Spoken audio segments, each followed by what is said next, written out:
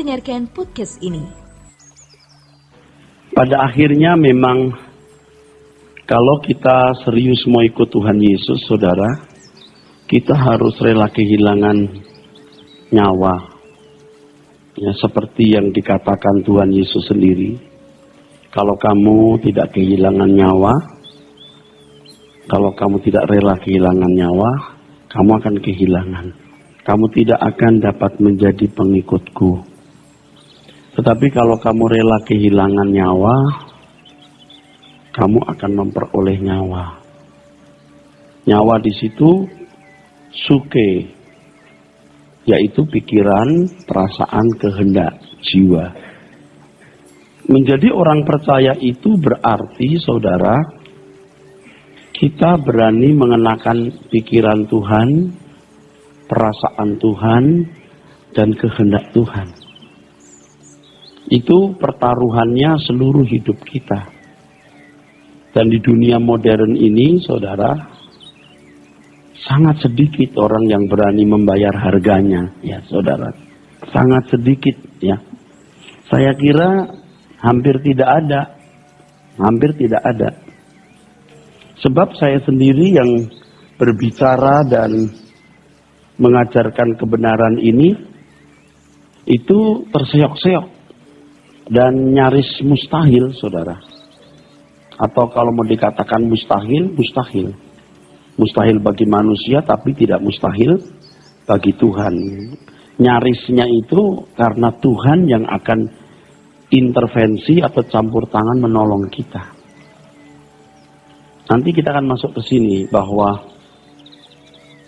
hidup orang percaya itu harus dikendalikan oleh rohnya. Kalau orang tidak rela kehilangan nyawa, tidak bisa. Tidak bisa.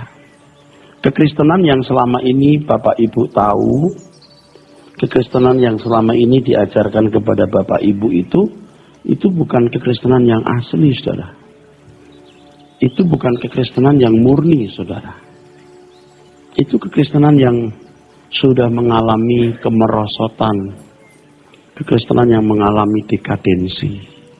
Ya, dulu juga saya berpikir dengan orientasi berpikir kekristenan yang tidak tepat itu, saudara, tidak tepat.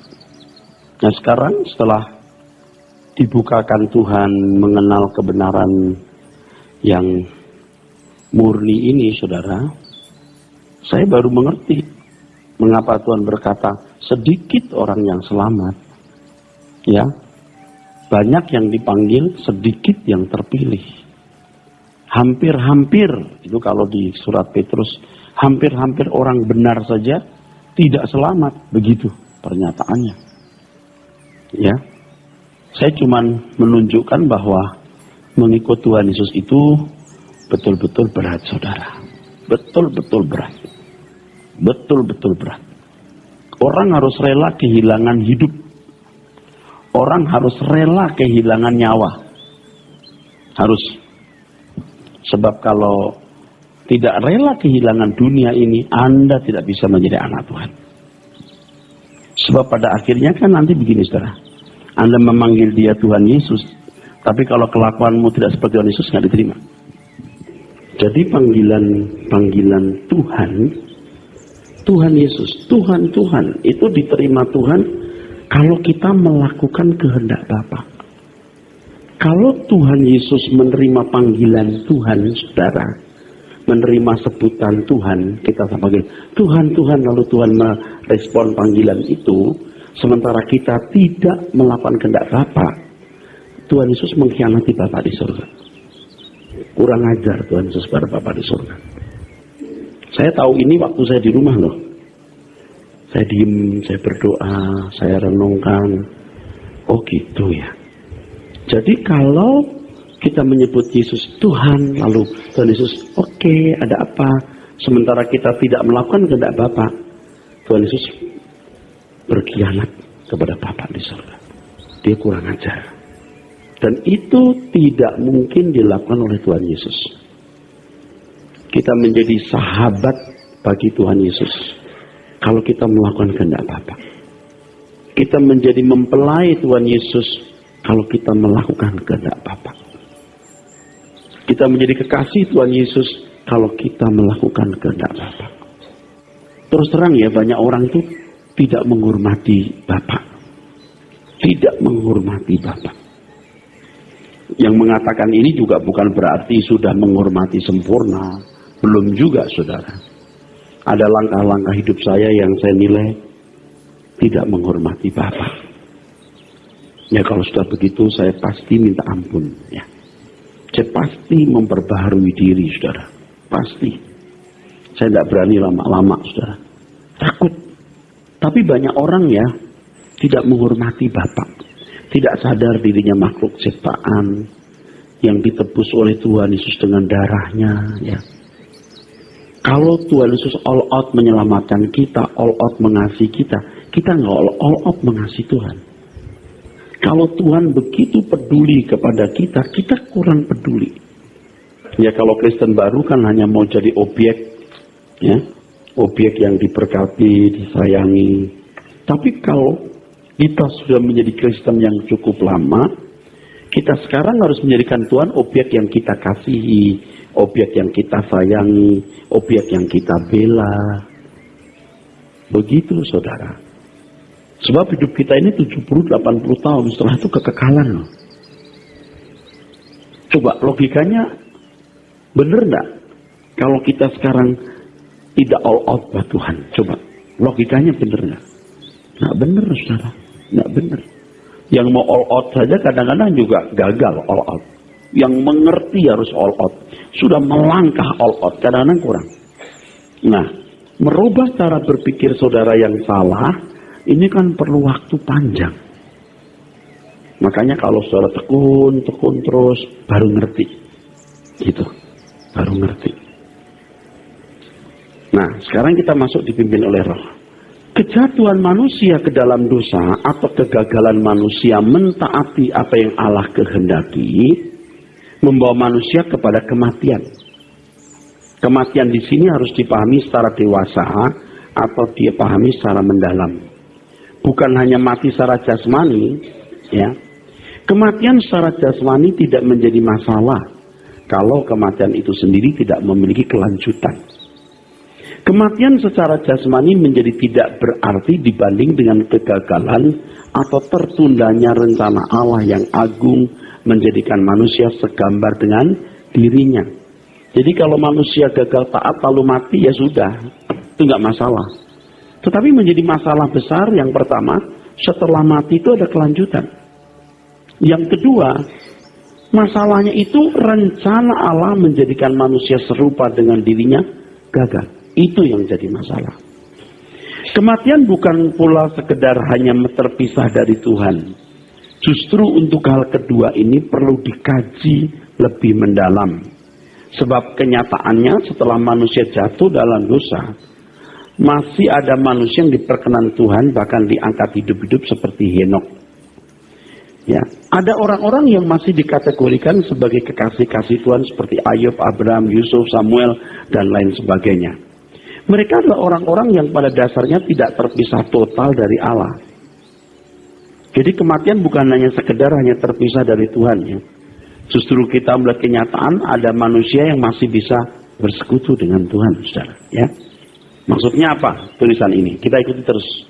Sulit menyangkal bahwa orang-orang yang dibilangkan sebagai kasih-kasih Tuhan di Perjanjian Lama masih mendapat kesempatan untuk bersekutu dengan Allah sebagai sahabat. Allah pun berurusan dengan mereka secara cukup mendalam. Tetapi ini, bagaimanapun mendalamnya, ya toh, bagaimanapun mendalamnya, masih jauh dari kedalaman yang seharusnya dicapai oleh manusia. Seandainya apa? Manusia tidak jatuh dalam dosa. Jadi walaupun manusia itu dalam dosa, kenyataan masih ada orang-orang yang bisa menjadi sahabat Tuhan. Tetapi sedalam-dalamnya persahabatan itu masih jauh dari kedalaman yang seharusnya dicapai oleh manusia dalam bersekutu dengan Tuhan, seandainya manusia tidak jatuh dalam dosa. Jadi kematian bukan sekedar terpisah dari Allah, tapi kehilangan kesempatan untuk memiliki keserupaan dengan Allah. Sejatinya kematian lebih berarti menunjuk kepada ketidakmampuan roh manusia mencapai standar kesucian Allah. Kematian menunjuk di mana manusia tidak lagi bisa meneruskan rancangan Allah menjadi manusia seperti diri Allah sendiri. Ini berarti tidak ada manusia bisa mengalahkan iblis. Artinya kalau manusia menjadi seperti diri Allah, itulah corpus delicti, iblis bisa dikalahkan. Kejatuhan manusia ke dalam dosa menghilangkan kemuliaan Allah. Artinya manusia tidak lagi mampu mencapai keadaan mulia seperti yang Allah kehendaki. Memang manusia masih bisa berbuat baik. Memang manusia bisa melakukan kebajikan. Tetapi kebajikan yang bernilai kain kotor jika dibanding dengan kebajikan sempurna yang Allah kehendaki. Nah, saya mulai menghayati kebajikan itu, saudara. Dan saya menatap begitu tingginya kebajikan itu. Begitu agungnya kebajikan itu. Saya bisa menghayati perkataan anak bungsu yang hilang yang berkata, aku tidak layak jadi anak Bapa. Sebab kalau kita melihat kebajikan yang dikehendaki Allah, kita ini jauh sekali, saudara. Tapi pernah saya katakan kepada saudara ya, pokoknya kalau orang nekat itu bisa.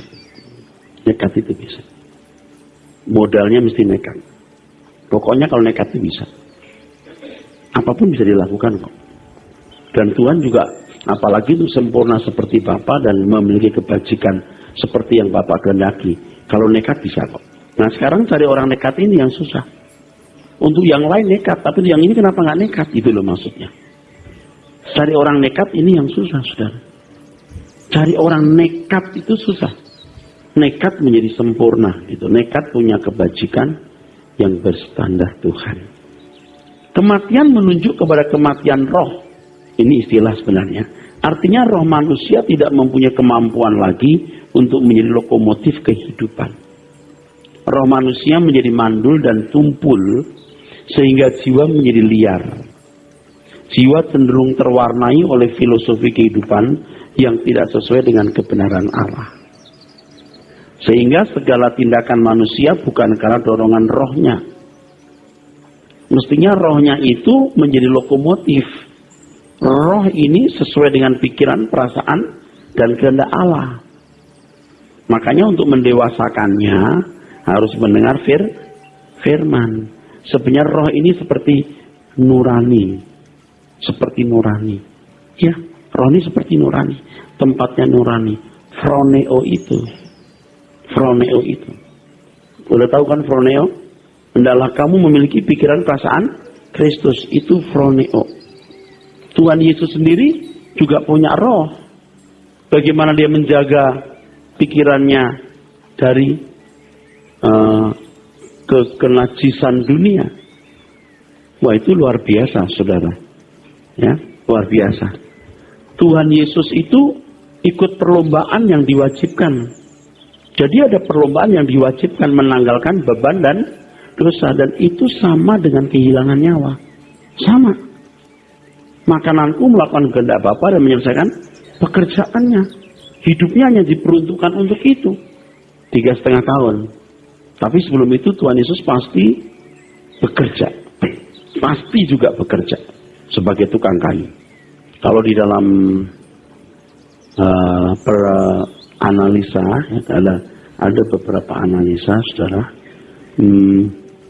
Kemungkinan besar ya, Yusuf suami Maria itu meninggal usia muda. Ya bukti-buktinya begini. Waktu Tuhan Yesus disalib, Yusuf tidak ada. Mestinya bapaknya ada, nah mungkin cuma ibunya. Yang kedua, Tuhan Yesus menyerahkan ibunya kepada Yohanes, menggantikan tanggung jawabnya. Jadi selama 3,5 tahun ditinggalkan itu. Saya kira 30 tahun dia mulai full timer istilahnya ya. Itu karena adik-adiknya sudah besar dan bisa menggantikan tempatnya. Dan Tuhan Yesus punya adik, saudara Yesus. Lalu bukti-bukti yang lain ini kan semua berdasarkan beberapa analisa. Ketika Tuhan Yesus dituduh sebagai gila, yang datang ibunya. Karena dia dituduh gila, sehingga ibunya datang. Terus orang berkata, tuh ibumu di luar sana, gitu. Karena dia mencari anaknya ini, dianggap gila. Lalu Tuhan Yesus berkata, siapa ibuku? Siapa saudaraku? Mereka yang mendengar firman dan melakukan. Ibunya di luar kan gini. Ya. Ketika di Kana ada perjamuan kawin, ketika kehabisan anggur, ibunya yang ngomong, nggak ada Yusuf. Jadi logikanya itu Yusuf sudah tidak ada. Berarti Tuhan Yesus sempat menopang keluarga. Makanya dia nunggu umur 30 tahun, adik-adiknya besar bisa menggantikan pekerjaan dirinya, dia full time. Lagi pula ada lagi, 30 tahun itu seseorang baru bisa sah dijadikan imam. Ini kan imamat, ini kan imam besar ya, harus umur 30 tahun. Lagi pula, umur 30 tahun itu umur di mana wajah orang tidak berubah. Kalau berubah pun masih bisa dikenali, tapi umur 7-8 tahun nggak bisa kenali. Kalau sudah 30 tahun, nggak ketemu umur 15 tahun, kemungkinan masih bisa dikenali. Namun demikian, masih ada kekasih-kasih Tuhan yang jiwanya masih diisi hukum-hukum Tuhan, Taurat, sehingga mereka masih memiliki nurani yang baik di mata Allah dalam kelas umat perjanjian lama. Ya. Tetapi mereka tidak memiliki nurani Allah dan tidak mungkin mampu memiliki nurani Allah. Hanya umat perjanjian baru yang dimungkinkan memiliki nurani Allah. Oleh karenanya Tuhan Yesus bisa mengatakan bahwa orang percaya harus sempurna seperti Bapa di surga. Juga harus dicatat di sini bahwa keselamatan abadi umat perjanjian lama tergantung keberhasilan tugas penyelamatan yang dilakukan oleh Tuhan Yesus. Jadi sebaik apapun umat perjanjian lama, kalau Tuhan Yesus tidak mati di kayu salib, semua juga menjadi milik iblis. Nah ini mungkin dipertimbangkan ya, Kalau Tuhan Yesus gagal, ya, apa semua masuk neraka? Belum tentu. Semua masuk surga. Kalau Tuhan Yesus gagal jadi juru selamat, masuk neraka? Lah, semua masuk surga. Cuman surga yang kepala pemerintahnya Lucifer yang jatuh itu. Memang dia mau merebut surga kan, betul?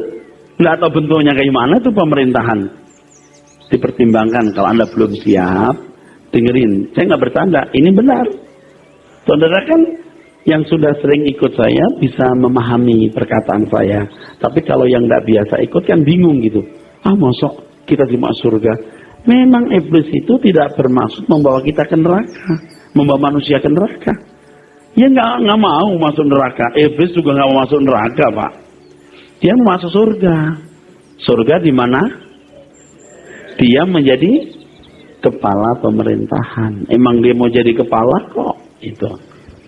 Benar atau salah? Benar ya. Gitu, benar gitu. Tapi Tuhan tidak menghendaki itu. Ya jelas enggak lah. Siapa bisa mengalahkan Tuhan ya? Enggak lah ya. Pemberontakan manusia terhadap Allah di Eden mendatangkan kematian yang paling mengerikan. Sebab dengan hal ini mengakibatkan manusia bisa terpisah dari Allah selama-lamanya.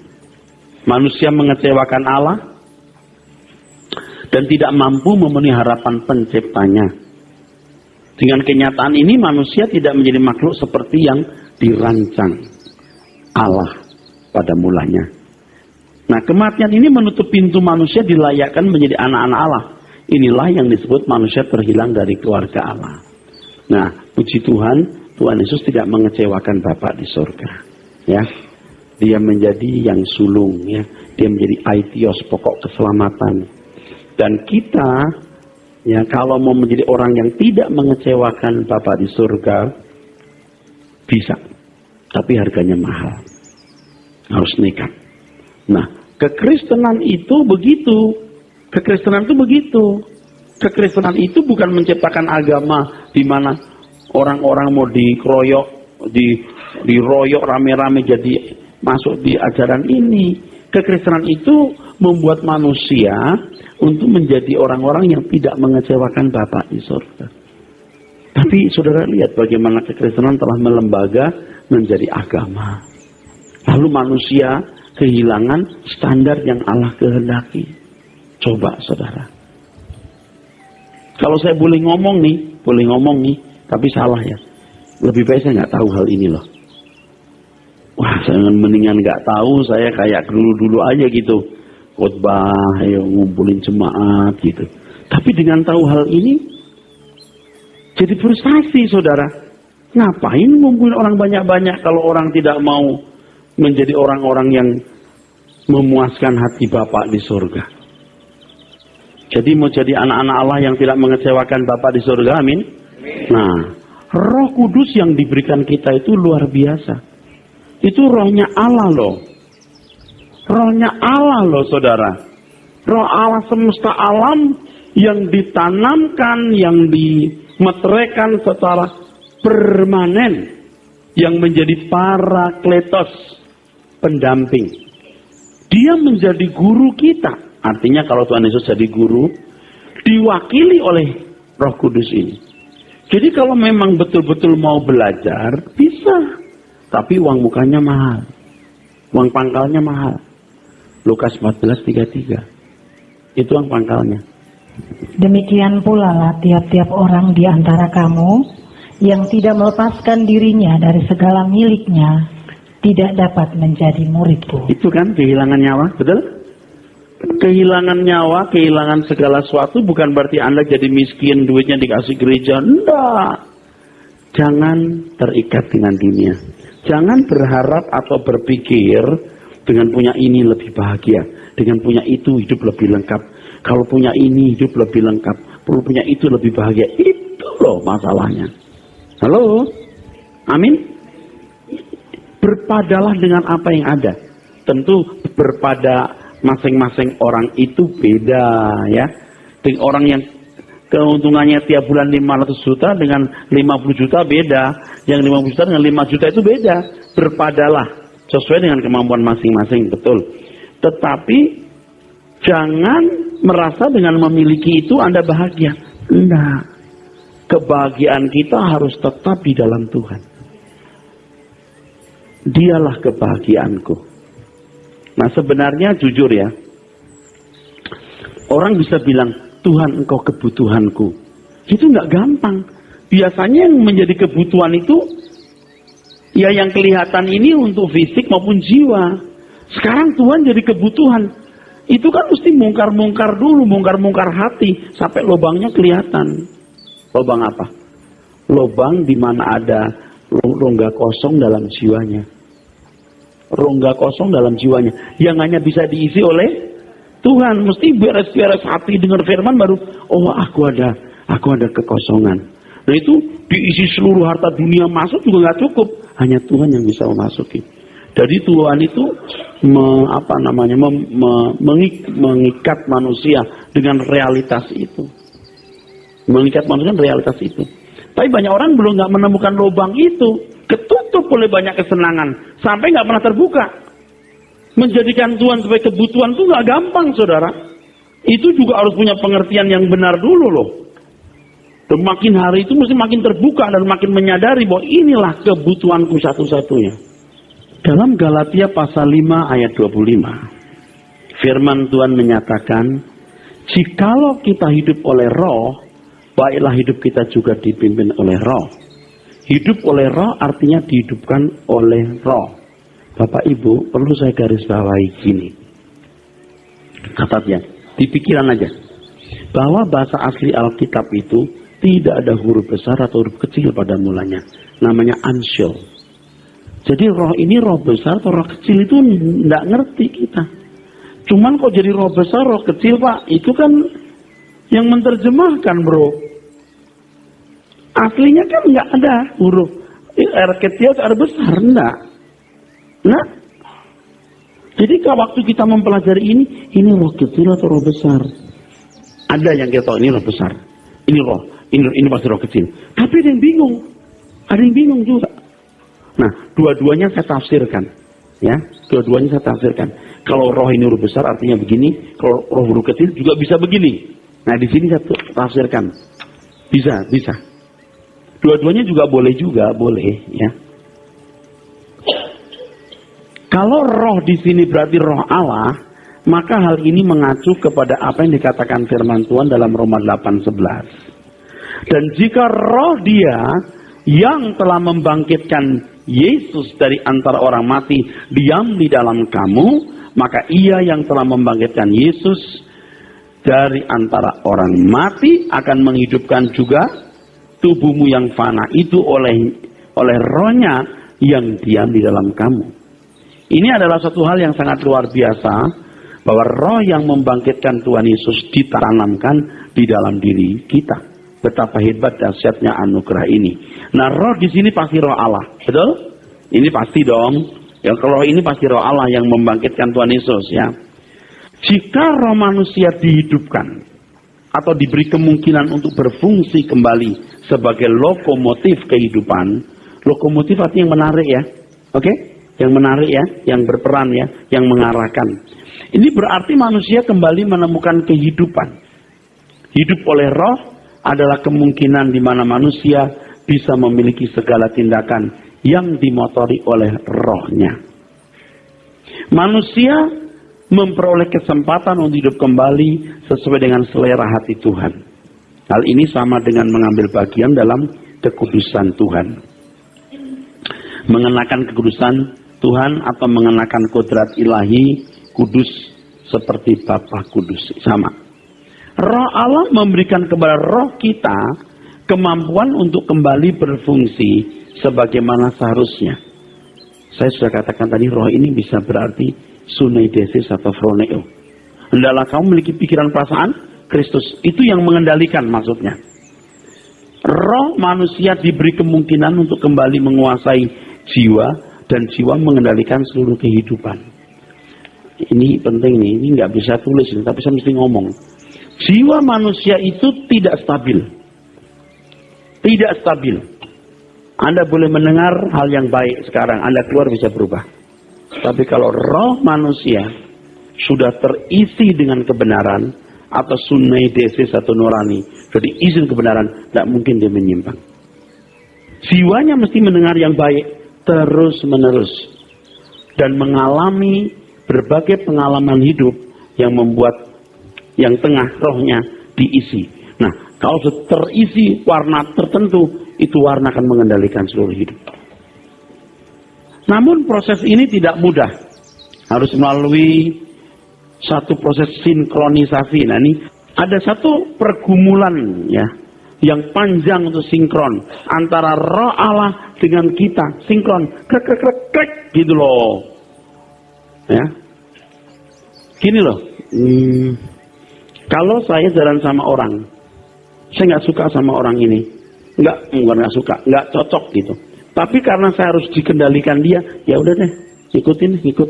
Tapi sebenarnya kalau tanpa dia aku jalan selain, betul nggak? Nah, sekarang begini, bagaimana saya belajar mengikuti iramanya, geraknya, pikirannya, perasaannya, sampai akhirnya aku jalan dengan dia itu karena aku senang seirama. Tanpa dia pun aku tetap jalan seperti dia jalan. Amin. Nah, itu yang mau didesain Tuhan, ya. Oke, teruskan. Nah, saudaraku sekalian, ini salah satu keistimewaan ya yang manusia yang diberikan Tuhan, ya. Kita diberi kemampuan untuk sinkron dengan Tuhan. Dan untuk itu Tuhan memberikan kita eksosia atau kuasa supaya menjadi anak Allah. Saya sering jelaskan kan, ada penebusan, ada Roh Kudus, ada firman, ada penggarapan yang merubah kita supaya kita punya irama yang sama dengan Tuhan. Irama yang sama. Jadi kalau gini loh saudara, ini saudara. Kalau saudara bantu pelayanan atau dekat saya atau bantu pelayanan saya di gereja, bisa melakukan pekerjaan gereja, bantu bagus ya. Itu bukan tujuan. Bukan tujuan pelayanan. Dan banyak kan ibu-ibu, bapak-bapak ya ikut nimbrung di pelayanan gitu. Tapi lihat itu masih kontok-kontokan, masih ngomongin orang, mulutnya masih nggak benar. Itu kan Dia belum punya pikiran Tuhan kan. Masa Tuhan begitu iramanya? Saudaramu kalau salah kamu tegur empat mata, enggak kamu omongin bisik-bisik di belakang. Itu kan anak setan yang begitu. Masa bisa bener yang begitu? Tapi di gereja itu paling banyak begitu. Aduh, capek dah. Saya sih udah nggak mau ngadepin orang yang bisa diem aja. Roh Allah itu luar biasa. Dia pasti bener. Amin. Kalau orang dipimpin Roh Kudus itu pasti bener langkahnya. Anda bisa punya 1001 alasan membela diri. Cuman satu saja, kelakuanmu itu memberkati orang enggak? Kira-kira kalau Tuhan Yesus hidup pada zaman sekarang berbuat seperti kamu enggak? Itu aja. Dan kalau kita sinkron dengan Roh Kudus, kelakuan kita itu seperti Roh Kudus. Seperti Tuhan Yesus sendiri. Nah, proses menghidupkan roh manusia ini bukan suatu proses sekejap, singkat, tapi pergumulan panjang yang tidak terlepas dengan aktivitas jiwa maupun tubuh. Hal ini sifatnya bukan suatu yang mistik, tapi natural. Gini loh, dengan tubuh sehat, dia mendengar firman, amin. Dengan tubuh sehat, dia bisa aktif dalam kegiatan datang ke PA dan lain sebagainya, betul? Nah, itu kan dapat input masukan. Masukan inilah yang mewarnai roh. Dan sebenarnya kalau roh mendengar kebenaran, itu dibangkitkan. Roh itu dibangkitkan. Jadi kebangkitan roh itu hanya bisa terjadi kalau orang mendengar Injil yang diajarkan Tuhan Yesus. Makanya Injil Tuhan Yesus yang Matius, Markus, Lukas, Yohanes itu, dan tulisan rasul-rasul, itu luar biasa. Sakti luar biasa. Mengagumkan, dahsyat. Kalau Roh Kudus menerangi kita untuk mengerti. Kalau enggak, cuman begitu saja. Dan Anda lihat banyak orang tidak ngerti karena melihat itu sederhana, bingung. Dia lari ke perjanjian lama, dia comot-comot ayat perjanjian lama. Dia pikir orang Kristen sama dengan orang Israel, sesat jadinya. Halo? Halo? Nah, tugas saya selagi saya masih hidup, saya harus membuka rahasia-rahasia Tuhan di Injil itu. Maka hidup saya harus bersih. Saya tidak boleh matre. Betul-betul harus kerja keras. Tubuh saya pun juga harus sehat. Supaya saya bisa membongkar itu rahasia-rahasia firman itu. Dan saya sudah memperhitungkan. Ini kalau rahasia firman dibuka, aduh. Orang baru lihat itu unggulnya kekristenan. Unggulnya kekristenan. Yang sangat batiniah sifatnya. Menyembah Allah dalam roh dan kebenaran. Apa itu sembahyang? Apa itu doa? Apa itu puasa? Apa itu kebenaran? Luar biasa. Itu kepalsuan baru kelihatan. Oh, ini yang bener nih, copy paste nih. Kopas. Nggak bener nih, yang bener tuh begini. Gitu baru kelihatan. Hebat sekali Injil, saudara. Nah, kalau kita sudah mendengar Injil yang benar, terus nurani kita, proneo sunedesis kita, proneo kita seperti Kristus, itu baru bangkit namanya. Kristus dibangkitkan, kamu pun bangkit seperti dia bangkit. Kalau kamu belum punya pikiran perasaan Kristus, kamu belum bangkit. Halo, nangkep nggak saya ngomong apa ini? Belum bangkit. Penebusan oleh darah Tuhan Yesus membuka jalan di mana manusia dapat dibeli dengan harga yang lunas dibayar. Manusia menjadi milik Allah secara hukum de jure. Dengan pemilikan ini, Allah memiliki hak penuh untuk menggarap kita supaya kita benar-benar serupa dengan gambarnya de facto. Dan untuk ini Roh Kudus berkarya. Yang berkarya itu Roh Kudus langsung. Memang Bapak yang mengerjakan, anak yang mengerjakan. Tapi yang langsung itu Roh Kudus. Maka kenapa saya masukkan ini di konteks judul doktrin Roh Kudus. Karena ini pekerjaan Roh Kudus. Pekerjaan Roh Kudus. Betapa sentralnya pekerjaan Roh Kudus ini. Nah, kalau orang-orang tertentu yang hanya menekan karunia roh, itu memandang gereja-gereja yang tidak berbahasa, orang nggak punya Roh Kudus. Padahal fungsi Roh Kudus yang terutama bukan memberikan karunia-karunia, tapi memberi pengertian untuk mengenal kebenaran dan karakter orang diubah menjadi seperti Tuhan Yesus. Ya, Jadi saudaraku sekalian, Tuhan Yesus itu berjuang mati-matian itu supaya kita bisa menjadi miliknya. Setelah menjadi miliknya, kita diberi meterai Roh Kudus, jebret. Meterai itu bukan cuma tanda stempel. Roh Kudus itu aktif. Tuhan Yesus bisa memuridkan kita. Nah kadang-kadang ya Bapak Ibu, gereja-gereja tertentu yang merasa punya Roh Kudus sendiri, itu menganggap gereja lain yang gak berbahasa orang gak punya Roh Kudus. Ya jangan begitu. Roh Kudus itu menuntun hidup mereka untuk menjadi orang-orang saleh loh. Mereka juga jadi gereja yang tidak kelihatan. Jadi begini, gereja A ada 10 orang misalnya ya, atau 100 orang yang sungguh-sungguh. Ini gereja B 5 orang. Ini gereja yang tidak kelihatan. Orang-orang yang dipimpin Roh Kudus itu. Dari 100 orang ada ini yang 30 orang begitu. Ini yang merasa punya Roh Kudus dari 100 orang. Jadi cuma 3 gara-gara jangan-jangan. Tapi merasa 100-100-nya Roh Kudus. Roh Kudus itu bukan hanya memberikan karunia bahasa roh. Dan kenyataannya banyak gereja yang berbahasa roh. Tapi bahasa roh palsu. Setan juga pintar nipu orang. Coba Anda lihat orang yang berbahasa roh. Lihat. Produktivitas hidupnya. Kesalehannya. Kepedulian sama orang lain. Jangan cuma mistik-mistik sendiri dong. Halo? Saya bukan mencela gereja-gereja begitu. Kita kan termasuk gereja begitu. Halo? Kita kan termasuk gereja-gereja aliran yang Roh Kudus. Kita termasuk gereja aliran begitu. Cuman kita ini beda sendiri. Memang orang juga bingung kalau masuk Rehoboth ini. Katanya gereja yang aliran Roh Kudus. Tapi kok khotbahnya nggak seperti orang yang aliran Roh Kudus. Aliran Sungai Bengawan Solo. Aliran-aliran. Kita aliran Tuhan semua. Ini kalau belajar begini kan betapa mutlaknya fungsi Roh Kudus, betapa kita junjung tinggi. Besok pagi doa jam 7 ya.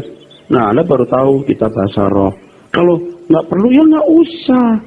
Itu bijaksana, jangan show.